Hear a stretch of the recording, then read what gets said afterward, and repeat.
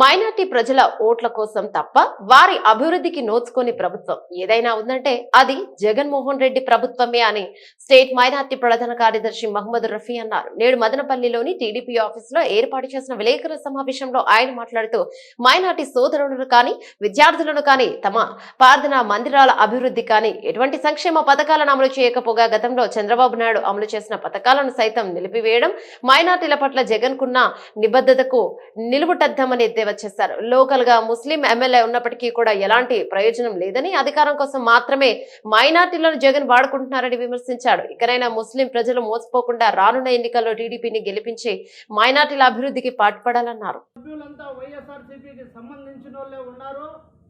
వాళ్లకు చిత్తశుద్ధి ఉండింటే ఈ 4.5 సంవత్సరంలో 10 రూపాయలు కూడా షాదీ మహల్కు తెచ్చి పెట్టలేదు.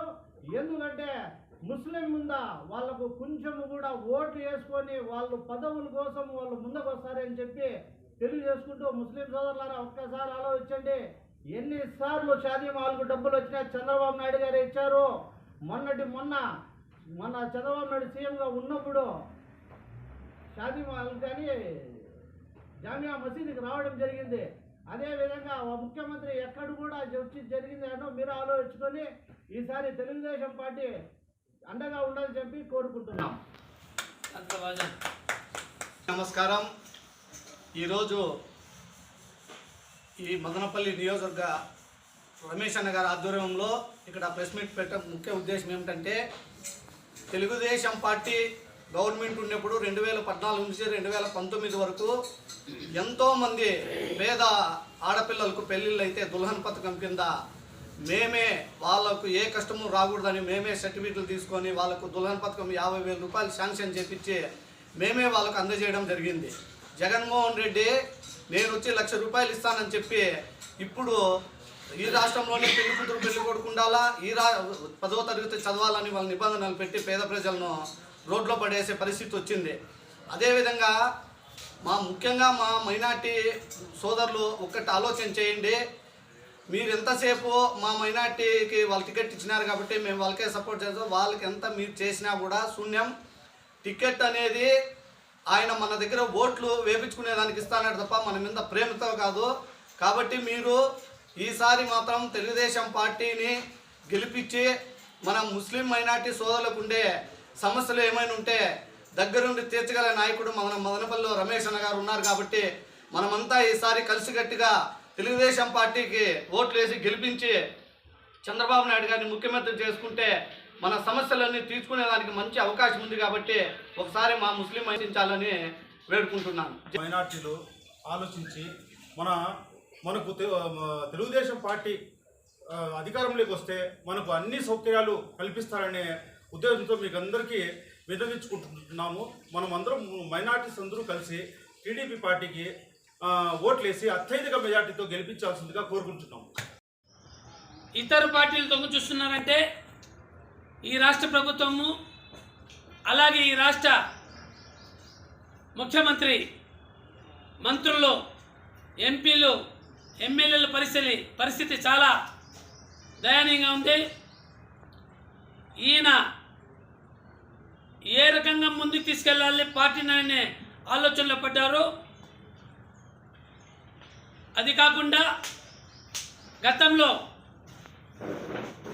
ఈయన పాదయాత్ర చేసేటప్పుడు ముస్లింలకి అనేక వాగ్దానాలు చేశారు.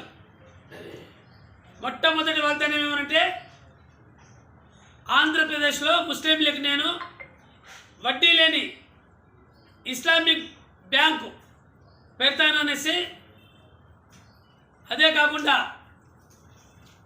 గతంలో 50,000 దుల్హన్ పథకానికి ఇస్తామంటే అది సరిపోదు, నేను ప్రభుత్వం ఏర్పాటైందంటే 1,00,000 రూపాయలు నేను దుల్హన్ పథకానికి ఇస్తాననేసి వాగ్దానం చేసినారు. అదే కాకుండా పేద విద్యార్థులు చదువుకునే దానికి విదేశీ విద్యకి నేను 15 లక్షలు ఇస్తాననేసి, అంతేకాకుండా ముస్లింల కోసం ముస్లింల యొక్క సొంత మనుషులు, ముస్లింలు అంటే నాకు చాలా గౌరవము, ముస్లిం కోసం నేను ఏది చేసేది దానికి సిద్ధంగా ఉన్నానని వాగ్దానాలు చేసి ఈ ముఖ్యమంత్రి ఈ 4 సంవత్సరాల 9 నెలల్లో ఏ ఒక్క సంక్షేమ పథకం కూడా అమలు చేయలేదంటే ముస్లింల యొక్క దురదృష్టం. ఎందుకంటే ఒక్క ఛాన్స్ అయిన దానివల్ల చాలా ముస్లింలు సరే చూద్దామనేసి ఆయన వేయడము, ఆయన్ని గెలిపించడము, గెలిపించిన తర్వాత ఈరోజు బాధపడడం. గతంలో మన రాష్ట్ర విభజన అయిన తర్వాత 16,000 కోట్లు లో బడ్జెట్ ఉంటే కూడా అప్పటి ముఖ్యమంత్రి వర్యులు నారా చంద్రబాబు నాయుడు గారు ముస్లిం పైన అభిమానంతో, ప్రేమతో మొట్టమొదట ముస్లింలు హజ్కి వెళ్ళాలంటే బెంగళూరుకో లేకపోతే హైదరాబాద్కి వెళ్ళేవాళ్ళు. అది ఆలోచించి 2 హజ్ హౌస్లు కట్టించడం ఘనత కూడా మన చంద్రబాబు నాయుడు గారికి దక్కుతుంది. ఒకటి విజయవాడలో, ఒకటి కడపలో. దేశంలో ఎక్కడ లేని విధంగా మన రాష్ట్రంలో మసీదులు ఇమాములకి, మౌజులకి గౌరవ వేతనాలు ఇచ్చిన ఘనత కూడా ఆయనకి దక్కుతుంది. అప్పుడు విదేశీ విద్య అంటూ పేద ముస్లింలకు 10 లక్షల నుండి 15 లక్షలు ఇవ్వడం జరిగింది. అంతేకాకుండా దుల్హన్ పథకంకి కొన్ని వేల మందికి దుల్హన్ పథకం ఇవ్వడం జరిగింది. అదే కాకుండా ఇటు పండుగలు నిరుపేదలు చేసుకునే దానికి రంజాన్ తోఫా అయితేనేమి, దుకాన్ మకాన్ అయితేనేమి, అంతేకాకుండా అనేక సంక్షేమ పథకాలు మసీదులు కట్టించడం అయితే, అదేవిధంగా బైరే గ్రౌండ్స్కి అయితేనేమి, అంతేకాకుండా దర్గాలకు అయితేనేమి, మసీదులకు రంజాన్ వచ్చిందంటే సున్నం పోసుకునే దానికి కూడా 25,000 రూపాయలు ఇవ్వడం జరుగుతూ ఉంది. ఇప్పుడు ఈ ముఖ్యమంత్రి, ఈ ప్రభుత్వము కనీసము రంజాన్ తోఫా అనే మాట కూడా లేకుండా చేస్తారంటే ఎంత దౌర్భాగ్యం అనేసి ముస్లింలందరూ అడుగుతున్నారు. అంతేకాకుండా ఈ యొక్క ప్రభుత్వంలో ముస్లిం చేసింది ఏమీ లేదు. ముస్లింతో గ్రహిస్తున్నారు. ఒక ముస్లింలకు 4-5 మందికి ఎమ్మెల్యే సీట్ వచ్చిన తర్వాత ఆ ముస్లింలు కూడా ముస్లిం పైన ప్రేమ కానీ, అభిమానం కానీ ఏది లేకుండా, గౌరవం కానీ ఏది లేకుండా ఒక్క ముస్లిం కూడా ఒక్కొక్క కాన్స్టిట్యూషన్లో ఒక్కొక్క కనీసం సంక్షేమ పథకం ఇవ్వలేదంటే ముస్లిం పైన ఎంత ప్రేమ ఉందో అందరూ గ్రహిస్తున్నారు. అంతేకాకుండా 1,00,000 రూపాయలు ఇస్తాననేసి దుల్హన్ పథకానికి ఆడపాప 10వ తరగతి చదువుకోవాలి, మగపిల్లాడు 10వ తరగతి చదువుకోవాలనేసి లిటికేషన్ పెట్టి ఎన్నో అప్లికేషన్లు పెండింగ్లో పెట్టారు. మసీదులకి అయితేనేమి, దర్గాలకి అయితేనేమి, బరీల గ్రౌండ్స్కి అయితేనేమి, అదేవిధంగా ఇమాం మౌజులకి అయితేనేమి గౌరవ వేతనాలు, షాదీఖానా.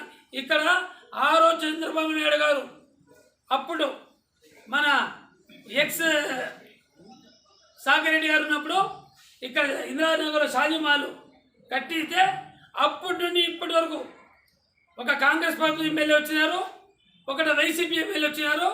ముస్లింలు ఎమ్మెల్యే ఉండి కూడా ఇంతవరకు ఆ షాదీమాల పూర్తి కాలేదంటే చాలా దురదృష్టకరం. అంటే వీళ్ళకి ముస్లిం పైన ఎంత మాత్రం ప్రేమ తెలిసి ముస్లింలు గ్రహిస్తున్నారు. రానున్న కాలంలో ఇప్పుడు ముస్లింలకు అర్థమైంది, మనకి ఏదైనా చేయాలంటే ఒకే ఒక్క చంద్రబాబు నాయుడు గారు రావాలి, ఆయన సీఎం కావాలి. ముస్లింలకంతా బాగు చేయాలంటే, మనం సుఖంగా ఉండాలంటే, మన బిడ్డలు భవిష్యత్తు బాగుండాలంటే ఒక్క చంద్రబాబు నాయుడు గారిని చేస్తారనే భావన ప్రతి ఒక్క ముస్లిం కూడా వచ్చింది. కాబట్టి రానున్న ఎలక్షన్లో ప్రతి ఒక్క ముస్లిం కూడా తెలుగుదేశం పార్టీకి అండగా ఉంటారని, తెలుగుదేశం పార్టీ ముస్లింకి అండగా ఉంటారని మేమంతా భావిస్తూ రానున్న కాలంలో ప్రతి ఒక్కరికి మేము సమస్ఫూర్తిగా మేము ప్రార్థిస్తున్నది ఏంటంటే, మోసపోకండి. మీరు ఇంకొకసారి మోసపోయినారంటే మీ పిల్లల భవిష్యత్తు నాశనం అయిపోతుంది.